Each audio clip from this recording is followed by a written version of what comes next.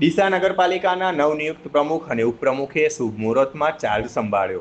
શહેરમાં વિકાસ કાર્યો ઝડપથી પૂર્ણ કરવા એ જ અમારો મુખ્ય ધ્યેય રહેશે। પ્રમુખ કૌશિક સાધુ। બનાસકાંઠા જિલ્લાની મહત્વની ગણાતી ડીસા નગરપાલિકામાં સત્તાનું સુકાન હવે સત્તાવાર રીતે નવા સુકાનીઓના હાથમાં સોંપાઈ ગયું છે।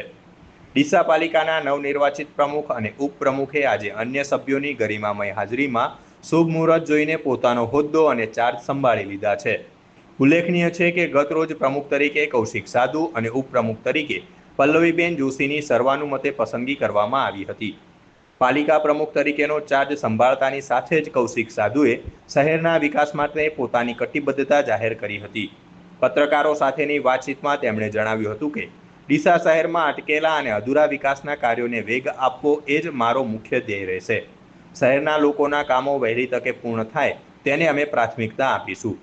તેમણે ઉમેર્યું હતું કે પ્રથમ તબક્કાના આયોજન ભાગરૂપે ભૂગર્ભ ગટરના કામો માટે પ્રથમ ફેઝમાં ₹94 કરોડ મંજૂર થઈને આવી ગયા છે, જેથી શહેરમાં જ્યાં પણ ભૂગર્ભ ગટરની કામગીરી બાકી છે તેને સત્વરે હાથ પર લેવામાં આવશે। આ સિવાય ડીસાના મહત્વાકાંક્ષી પ્રોજેક્ટ્સ જેવા કે આઇકોનિક રોડ અને ટાઉન હોલનું નિર્માણ કાર્ય પણ આ જ વર્ષમાં પૂર્ણ થાય તે દિશામાં વહીવટીતંત્ર ઝડપથી આગળ વધશે। આ ઉપરાંત ચોમાસું નજીક આવી રહ્યું છે ત્યારે દર વર્ષે વરસાદી પાણીના ભરાવા અને બિસ્માર રસ્તાઓને કારણે ડીસાવાસીઓને ભારે હાલાકી ભોગવવી પડે છે।